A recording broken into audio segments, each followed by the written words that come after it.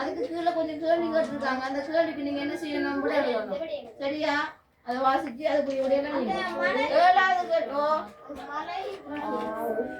மயில் என்னதுக்கு நல்ல மனிதர் கேள்வி எழுதுங்க. நாலாவது ஒத்த கத்து சொற்கள்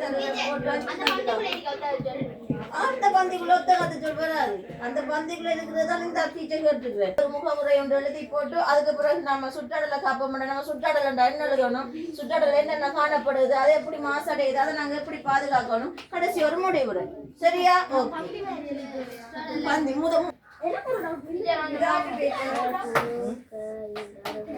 அனுக்காக்கு பேப்பர் கொடுக்குதா?